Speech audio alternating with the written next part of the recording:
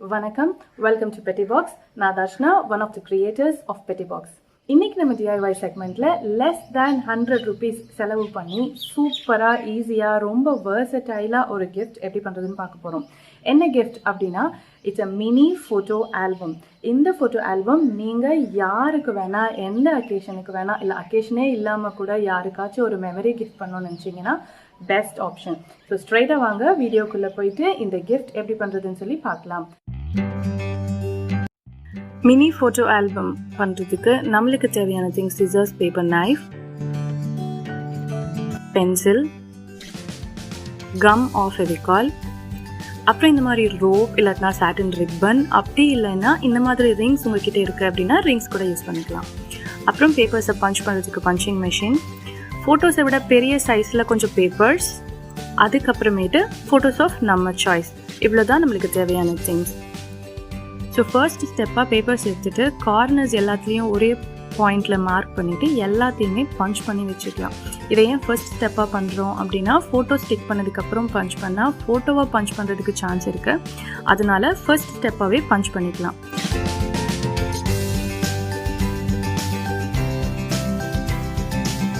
So next photo எடுத்துக்கலாம். Photo வந்து எந்த மாதிரி ப்ளேஸ் பண்ணுங்கன்னா சுற்றிட்டு பார்டரில் கொஞ்சம் ஸ்பேஸ் இருக்கிற மாதிரி பண்ணிங்கன்னா அது லுக் நல்லா இருக்கும். ஸோ அதனால் சுற்றி பார்டர் இருக்கிற மாதிரி விட்டுட்டு கீழே எக்ஸ்ட்ரா ஸ்பேஸ் ஏன் விட்டுருக்கேன்னா ஏதாவது நோட் எழுதணும் அப்படின்னா எழுதுறதுக்காக எக்ஸ்ட்ரா ஸ்பேஸ்.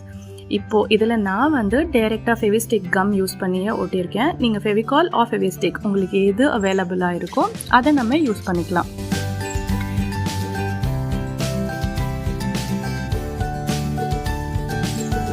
இதுக்கு நான் மெத்தட் 2 ஆல்டர்னேட்டிவ் அப்படின்றதையும் சேர்த்து காமிச்சிருப்பேன். இந்த ப்ராசஸ் முடிச்சதுக்கு அப்புறமேட்டு அந்த ப்ராசஸ் நம்ம பார்க்கலாம். நான் இந்த ஆல்பமில் வந்து 4 ஃபோட்டோஸ் தாங்க சூஸ் பண்ணியிருக்கேன். ஏன்னா இது ரொம்ப வெர்சடைல் அப்படின்னு சொன்னதுனால 4 ஃபோட்டோஸ் வச்சு மட்டும்தான் உங்களுக்கு காமிச்சிருக்கேன். இப்போ நம்ம ஸ்டிக் பண்ண மாதிரியே எல்லா ஃபோட்டோஸையும் நம்ம வந்து அதோட பேப்பர்ஸில் ஸ்டிக் பண்ணிக்கலாம்.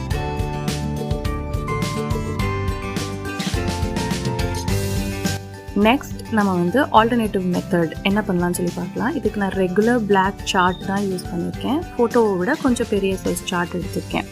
ஃபோட்டோ ரெஃபரன்ஸ்க்கு உங்களுக்கு இதில் நான் சேம் பிளாக் சார்ட்டே யூஸ் பண்ணியிருக்கேன். ஃபோட்டோ சைஸ்லேயே கட் பண்ணி வச்சுருக்கேன்.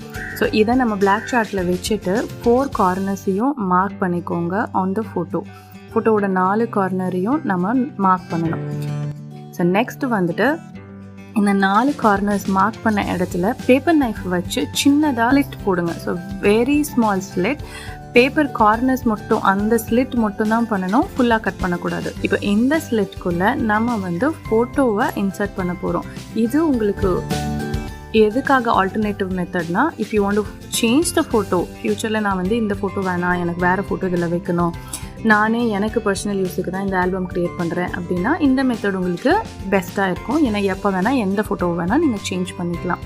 ஸோ இந்த மாதிரி 4 கார்னர்ஸ்லேயுமே ஸ்லிட்டில் ஃபோட்டோஸை இன்சர்ட் பண்ணுங்கள். அவ்வளோதான். ஸோ இந்த மெத்தட்லேயும் ஃபர்ஸ்ட் நான் சொன்ன மாதிரி ஃபர்ஸ்டே மேலே பஞ்ச் பண்ணிக்கும். So this is the second method. இதுதான் Pettibox. நீங்கள் ஃபர்ஸ்ட் டைம் பார்க்குறீங்க அப்படின்னா சப்ஸ்கிரைப் செலக்ட் பண்ணுங்கள். ஆல்ரெடி மெம்பராக இருந்தாலும் சரி, நியூ மெம்பராக இருந்தாலும் சரி, பெல் ஐக்கானை செலக்ட் பண்ணி கூடவே ஆலையும் செலக்ட் பண்ணுங்கள்.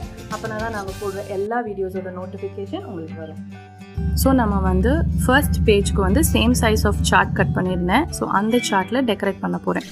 அவுட்லைனுக்கு பென்சில் வச்சு வேர்டிங்ஸ் எழுதியிருக்கேன். அதுக்கப்புறமேட்டு I'm starting to write. So இது வந்து I have used faux calligraphy. உங்களுக்கு ஃபாக்ஸ் கேலிகிராஃபி கற்றுக்கணும் அப்படின்னா நான் ஆல்ரெடி ஃபாக்ஸ் கேலிகிராஃபிக்கு ஒரு சீரீஸ் போட்டிருக்கேன். அந்த சீரீஸை இங்கே உங்களுக்கு டேக் பண்ணியிருக்கேன். ஸோ அதை போய் பார்த்துட்டு நீங்களும் ஃபாக்ஸ் கேலிகிராஃபி ஈஸியாகவே பண்ணலாம். நெக்ஸ்ட் உங்களுக்கு ஒரு கொஸ்டின் இருக்கும், என்ன பேப்பர் யூஸ் பண்ணியிருக்க, இந்த ஒயிட் மெட்டீரியல் என்னது அப்படின்னு சொல்லி. இது வந்து கார்ட்ஸ்டாக். கார்ட்ஸ்டாக்கோட GSM என்ன அப்படின்றத டிஸ்கிரிப்ஷன் பாக்ஸில் உங்களுக்கு மென்ஷன் பண்ணியிருக்கேன். ஆல்சோ என்கிட்ட இந்த சின்ன டெக்கரேட்டிவ் கார்ட்ஸ்டாக் இருந்தது, அதை கீழே ஒட்டியிருக்கேன்.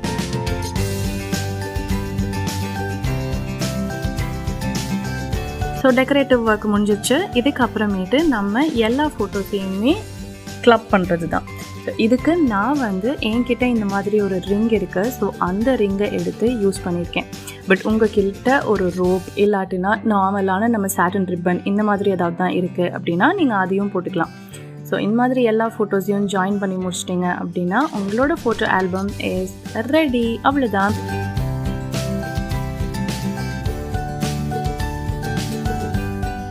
இப்போ கீழே நான் எல்லாத்துலேயுமே மெமரி வேர்ட் எழுதியிருக்கேன். இது எப்போ எங்கே நடந்தது அப்படின்றதையும் ஆட் பண்ணியிருக்கேன். வெர்சடைல் அப்படின்னு சொன்னதுனால ஏன் வெர்சடைல் அப்படின்னு கேட்குறீங்கன்னு தெரியுது. ஸோ இதில் வந்து லாஸ்ட்டில் நம்ம திருப்பியும் எத்தனை ஃபோட்டோஸ் வேணால் ஆட் பண்ணிக்கலாம். இந்த ரிங்கை ஓப்பன் பண்ணி நெக்ஸ்ட் ஃபோட்டோஸை நீங்கள் ஆட் பண்ணிக்கிட்டேவும் இருக்கலாம். ஸோ அதனால் இது ரொம்ப வெர்சடைல். ஃபோட்டோ ரிமூவ் பண்ணணுன்னாலும் உங்களுக்கு ஈஸியாக ரிமூவ் பண்ணிக்கலாம், ஆட் பண்ணணுன்னாலும் ஈஸியாக ஆட் பண்ணிக்கலாம். So the photo album is ready. That's it. அவ்வளோதான். சூப்பராக ஒரு ஃபோட்டோ ஆல்பம் சட்டுன்னு ரெடி ஆகிடுச்சு. இல்லை அவ்வளோதாங்க டைமே ஆகும் இதை ரெடி பண்ணுறதுக்கு. ஸோ ஈஸியாக ரெடி பண்ணிடுங்க. மெத்தட் 1 மெத்தட் 2 ரெண்டுமே செஞ்சு காமிச்சிருக்கேன். என்ன பேப்பர்ஸ் யூஸ் பண்ணியிருக்கேன் அப்படின்றதையும் சொல்லியிருக்கேன். கண்டிப்பாக ட்ரை பண்ணுங்கள். ட்ரை பண்ணிவிட்டு உங்களோட ஃபீட்பேக்கை கமெண்ட் செக்ஷன்லேயும் கண்டிப்பாக போடுங்க. Stay healthy, stay happy. Thank you.